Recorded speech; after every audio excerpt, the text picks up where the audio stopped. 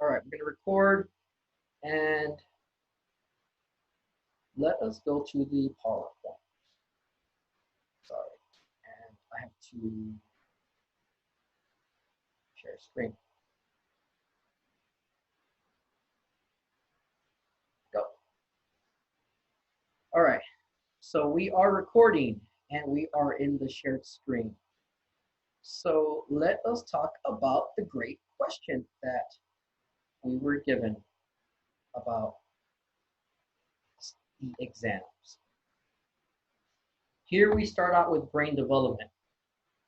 And in terms of brain development, the only thing I really want you to know is the brain and spinal cord begin as a neural tube. The brain and the spinal cord begin as a neural tube. Literally, it's a neural tube. I'm not going to ask you guys, the proencephalon turn into the forebrain?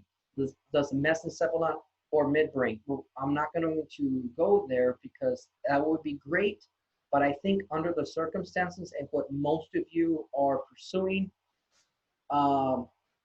brain development, I doubt you're going to be dabbling in that.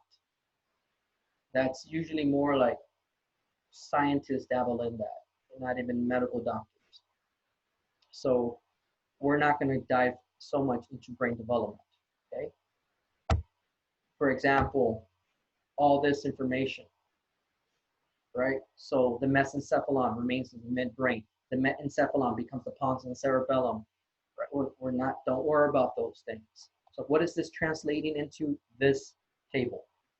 This table is telling you how brain development occurs in the most basic level that can be given. This is it. But you don't have to worry about this right here.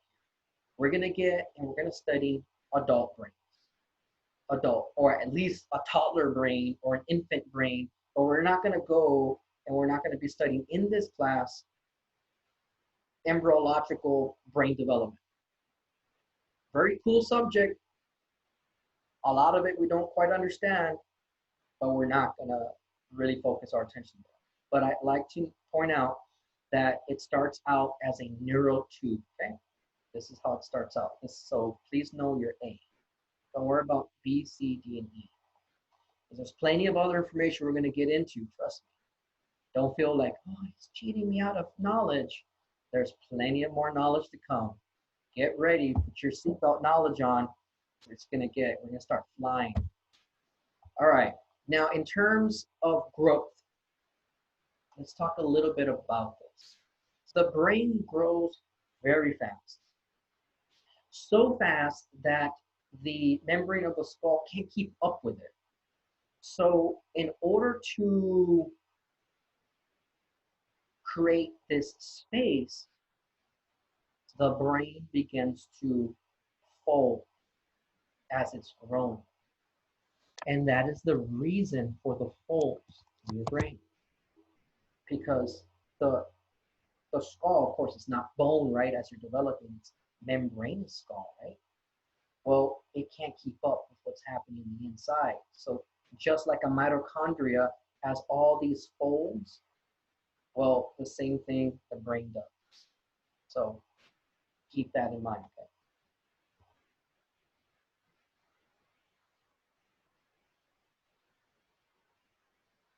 Now, adult brains, let's talk about this. This is more applicable to most of you guys' future careers. The adult brain contains 4 regions. All right, so make sure you get that number. When we start thinking adult brain, the number 4 just needs to pop out. Central nervous system, right? Brain, spinal cord, brain, 4. Number 4. 4 what? Regions. Cerebral hemispheres, diencephalon, cerebellum, the brain stem. Then the brain stem is going to break up into the midbrain, pons, medulla, right? So train yourself like that. Chapter 12, CNS. What does the CNS consist of? Brain, spinal cord. Brain, 4. 4 what? regions: cerebral hemisphere, diencephalon, cerebellum, brainstem. And I've done them in a way that when you study them, you're actually going to, it follows clockwise. Most of us read from left to right. Most of us look at a clock and see it clockwise. So I've done the terms like that. For example, here you go. I've done it to help you during the knowledge process. These four are these four. This is 1, 2, 3, 4. Cerebral hemisphere, diencephalon, cerebellum, brainstem. 1, 2, 3, 4. Now, I don't know. I'm not that creative of a human being.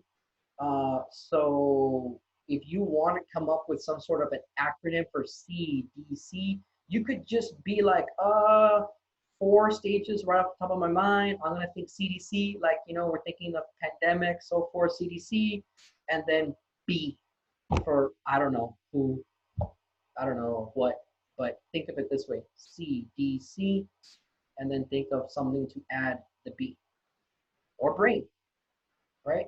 CDC, brain. So cerebral hemisphere, diencephalon, cerebellum, brainstem. So I think these little acronyms, if you can do those, oh man, that's going to help you so much. I think so much in lab too. I always took acronyms from friends. Like specifically, the ladies typically have way more creativity than I think the male brain in terms of doing things like this. Those little tips. Okay, now here I've highlighted some stuff. Let's talk about a little bit of regions: gray matter and white matter. One of the things you need to think about when you hear gray, non-myelinated neurons. I put it in bold for you. Non-myelinated. We know what that is. We talked about it in chapter 11. By the way, remember the exam started on exam 12, not 11. So in summer session 1, we ended it with 11. But I put the videos up for summer session 2 because if you do not have a good grasp of 11, oh boy, good luck on 12, 13, 14. Good luck. So that is the reason why you have those videos. So gray, non-myelinated. White matter, myelinated. And some non-myelinated axons.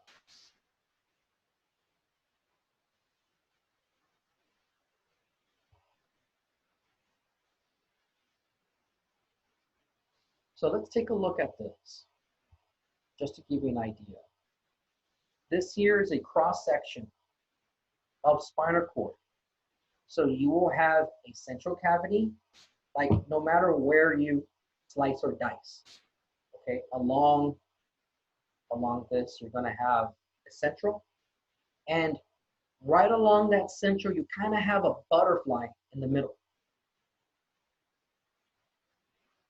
Or you can think of it, if any of you have seen the movie, it's like a superhero movie called Watchmen. There's a character called Rorschach, something like that. Where it's his mask, and he has it's a white mask, and the face is always like black, and it's always moving around like this shadow.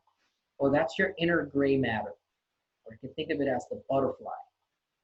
Okay, so you're gonna have that shape there. So think of butterfly, gray matter. All right, okay, that gray matter, non-myelinated, outside, mostly myelinated.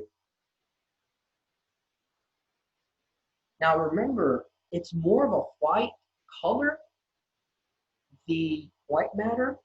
Maybe have any idea why?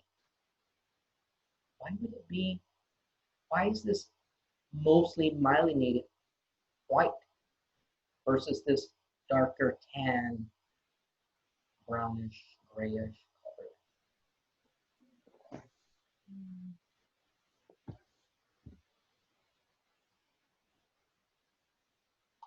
Why? The questions.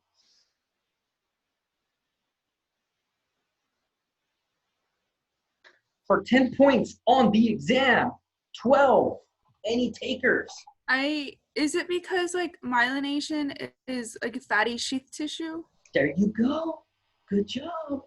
10 points. I'll take the 10. Thank you.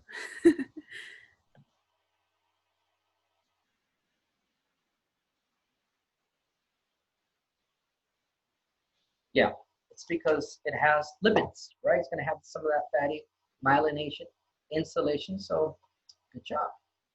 Good job. Thinking outside the box. Okay. So brainstem has some additional gray matter nuclei scattered within the white. Not going to really ask you that. Not going to go there.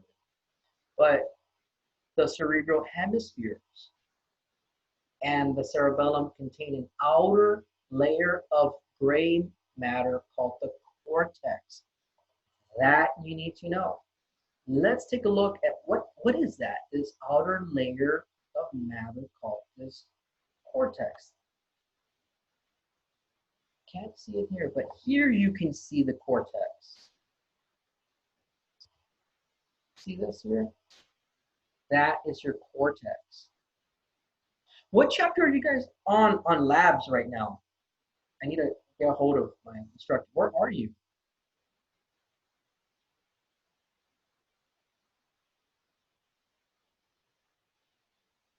Are you covering this part yet? Okay. Are you covering like 11? We did chapter 11 and a presentation. Okay, all right. So all right, it's okay. It's kind of hard, you know.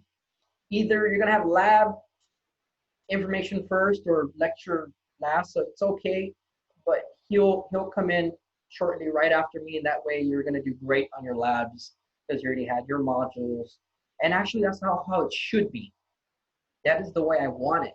I want you to do your modules first. I want you to have your lecture presentation. So when you do go to lab and you do some activities, you're like, okay, I got it. I have an understanding versus showing up to lab and be like, that was most of my life. Like when I was in school, nobody used the word, or very few people used the word anxiety. It was just, it was a thing, but not a thing, if you know what I mean. Like we felt it, but we used other words to describe it. Or if you felt a little antsy, your buddy would just say like, hey, you know, get the blank over it. Like that's just the way it was. But I would go to labs and have this feeling in my chest because I didn't even know what we were gonna do in lab. Every single time you show up to a chemistry thing and the unknown, and then you're right there and you just have to figure it out super fast because you get 4 hours to do the lab, and then you have to have some sort of results or something. So it's very, there was some anxiety reflecting back in my academics. So I'm trying to not create that situation. I want you to go into lab and have an idea of what Instructor Pettis is talking about. So I want him to always be at least a lecture behind me. That's the reason why. So it's good. He's doing good. All right. Oh, ventricles. Let's talk about this. Fluid-filled chambers. Fluid-filled chambers that are continuous to one another and the central canal of spinal cord. Okay. When you think fluid-filled and you think spinal cord, you should be thinking cerebral spinal fluid, right? Cerebral spinal fluid, that's what you were going to take out. We talked about in summer session 1, when we talked about getting results, not results, a sample to see if somebody has meningitis, right? We talked about cerebral spinal fluid. Also lined by neuroglia cells. Oh, here comes the neuroglia. Yeah, we covered these cells in chapter 11. We were talking about tissues. Tissues, so neuroglial cells, they come into play. All right, so these lateral ventricles, they're very large. They have this kind of a C shape. And let's take a look at, see what they are. Well, okay.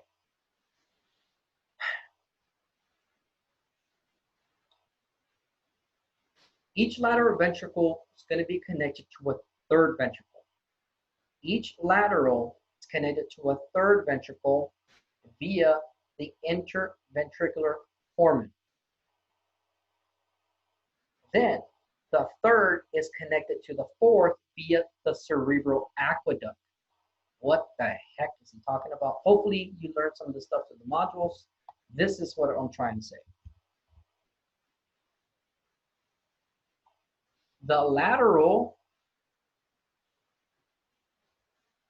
which is the anterior horn, inferior horn, right? Connected to the third ventricle via the cerebral aqueduct, which then 3 goes to 4, right? So that's the way you should try to process it. So let's take a look at that slide again and see if it makes a little more sense now. Each lateral ventricle is connected to the third ventricle. Okay? Each lateral ventricle is connected to the third ventricle. Okay. Third ventricle is connected to the fourth. That's pretty awesome that they did that, 3-4.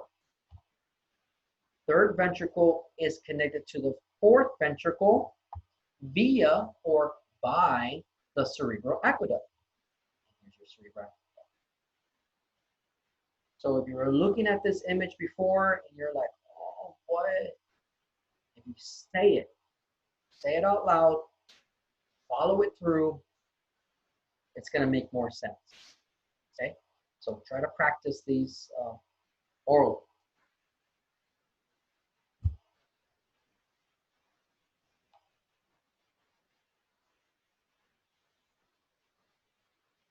All right, so we have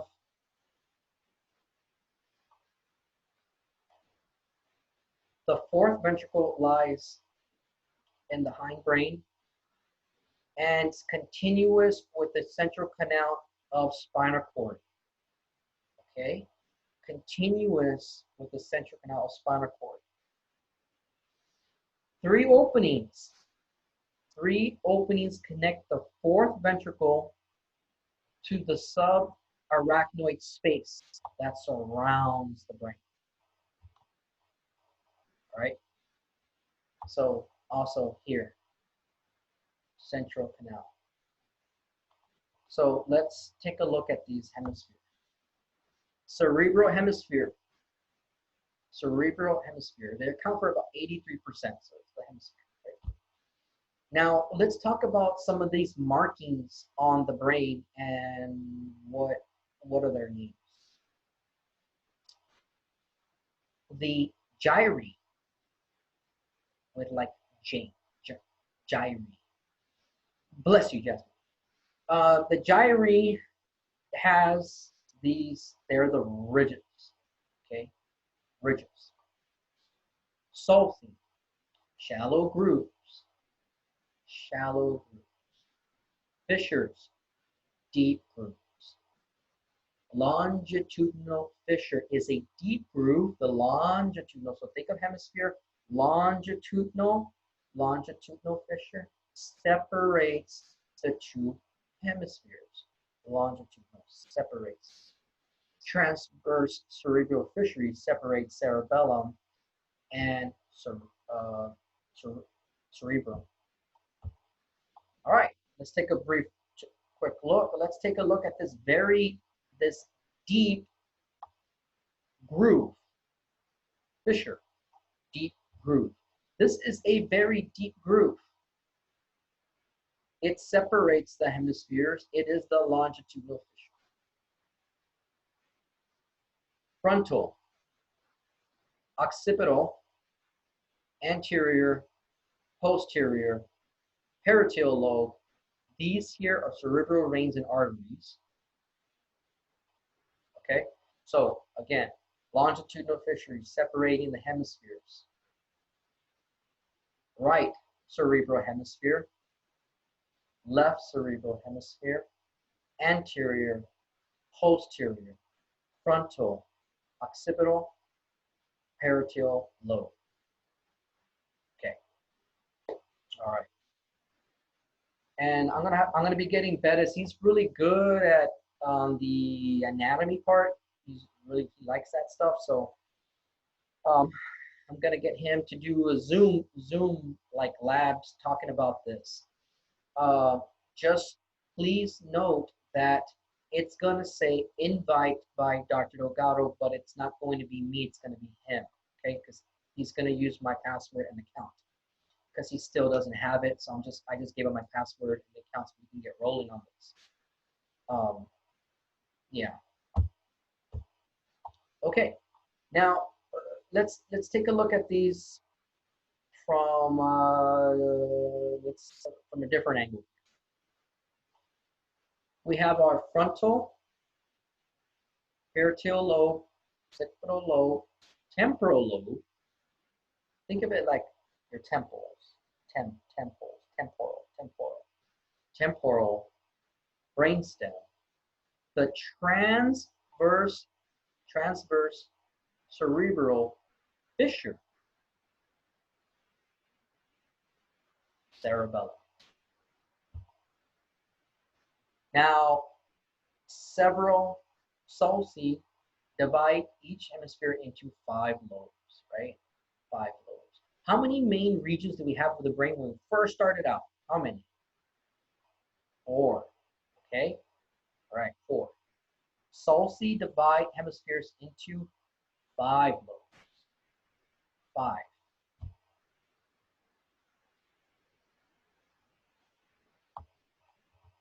All right, let's take a quick look at this.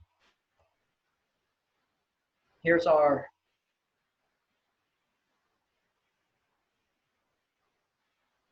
frontal lobe, frontal lobe, central gyrus, central, post, like after, right? When they say, when people, have you ever heard of anybody say post 9/11? Has anyone ever heard of that? Like when the Twin Towers were hit, what does post 9/11 mean? After 9/11. After 9/11. Okay, great. After. So guess what? Post is going to be after central and way after pre-central. So go front, pre-central gyrus. In the middle is central. Right after central, you have post, which is after. Right after central, post-central gyrus. Parietal lobe, lateral sulcus, occipital lobe. Again, here's just a different look. Temporal lobe. Again, transverse cerebral fissure. Cerebellum. Let's take a piece of the brain out. We'll take here, do a little Hannibal Lecter, piece here. We're going to take a little piece out. If you don't know the movie reference, okay, it's all right. It's a classic. But Hannibal Lecter never mind. We're not going to go there. Okay, so here we have, look, the gyrus. Fissure. And here we have the gray matter, which is called the cortex, sulcus, and white matter, right? So it just gives us a different view. These, I'll tell Inspector Bettis for sure, these are going to be in your lab exam, not in your lecture. For sure, lab. They will be in your lab.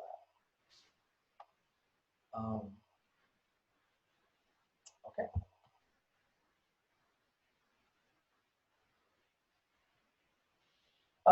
here we could just, I want to just point out here, we got this down: frontal, central, post central, pre-central. We got that gray. We're pretty good here. But let's talk about this right here, gyri of insula. So this is the gyri of insula.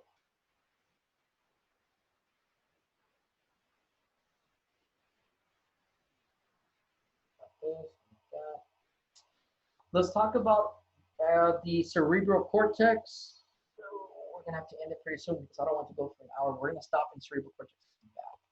Okay, I want to show you a video. I'm gonna have to stop due to copyright laws. I'm gonna show you a video on YouTube because I don't want to put it on my video. So I'm going to stop share. And then I am going to